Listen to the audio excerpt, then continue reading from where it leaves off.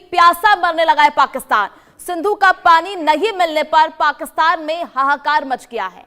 आतंकी मुल्क का भारत पर वाटर टेरर कहकर हमला जो है वो किया जा रहा है। भीषण गर्मी के बीच शहबाज सरकार की चिंता बढ़ती हुई नजर आ रही है। जल संकट का डर जो है सता रहा है पाकिस्तान को। इसमें पाकिस्तान बोला, पानी हमारी रेड लाइन है, रोकेंगे तो इसका जवाब दिया जाएगा। सिंधु जल संधि पर भारत के सख्त रुख से इस्लामाबाद में बेचैनी बढ़ गई है।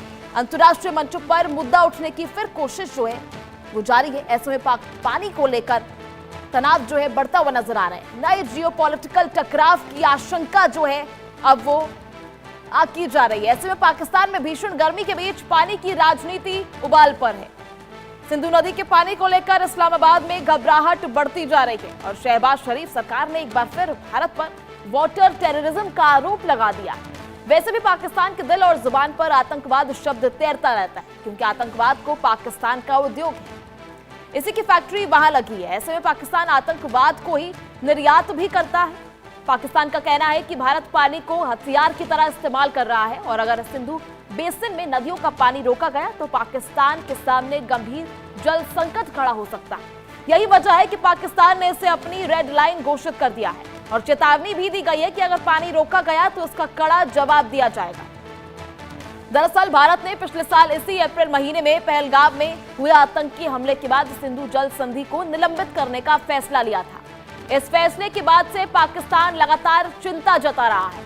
पाकिस्तान का दावा है कि सिंधु बेसिन की नदियों पर उसकी खेती, पीने के पानी और बिजली उत्पादन की बड़ी निर्भरता है। ऐसे में अगर भारत पानी के प्रवाह को नियंत्रित करता है तो देश के कई हिस्सों में सूखे जैसे हालात बन सकते हैं। वहीं पाकिस्तान के सूचना और प्रसारण मंत्री अताउल्लाह तरार ने भारत पर तीखा हमला करते हुए कहा, नई दिल्ली पानी को हथियार के तौर पर इस्तेमाल कर रही है। उन्होंने आरोप लगाया कि भारत ने वाटर टेररिज्म को अपनी नीति का हिस्सा बना लिया है।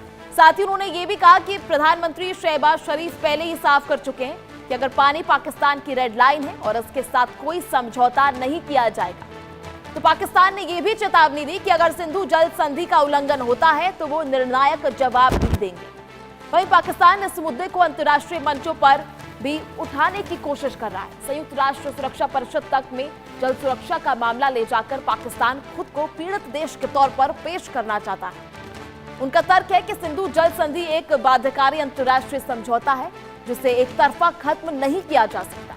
वहीं भारत का कहना है कि सुरक्षा चिंताओं को नजरअंदाज कर संधि रखना संभव नहीं है और आतंकवाद के माहौल में पुराने ढांचे पर पुनर्विचार भी जरूरी है। एक्सपर्ट्स मानते हैं कि पानी को लेकर यह विवाद सिर्फ जल संकट का मुद्दा नहीं है, बल्कि बड़ी जियोपॉलिटिकल रणनीति का हिस्सा भी बनता जा रहा है। एक तरफ पाकिस्तान अंतर्राष्ट्रीय दबाव बनाने की कोशिश कर रहा है, वहीं भारत अपने रुख पर कायम है। ऐसे में सिंधु जल संधि पर टकराव आने वाले दिनों में और तेज हो सकता है। सवाल यह है कि क्या पानी नई जंग का कारण बनेगा या कूटनीति से रास्ता निकलेगा। लगातार ये देखना जो है बेहद आवश्यक होगा। तो पाकिस्तान ने भारत को वाटर टेररिज्म का आरोप लगाया है। ऐसे में भीषण गर्मी के बीच पाक में पानी की कमी को लेकर घबराहट जो है वो बढ़ती जा रही है। शहबाज सरकार ने पानी को अपनी रेड लाइन बताते हुए चेतावनी भी भारत के लिए जाहिर की है।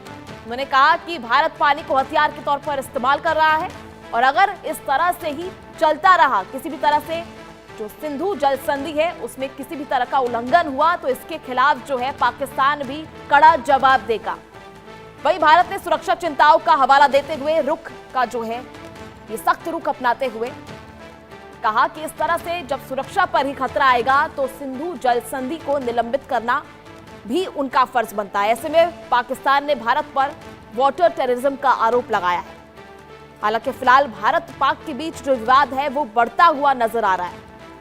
अंतर्राष्ट्रीय स्तर पर पाकिस्तान इस मुद्दे को उठा रहा है। लगातार कहा जा रहा है कि भारत जो है पानी को हथियार बना रहा है और उसे पाकिस्तान के खिलाफ इस्तेमाल कर रहा है।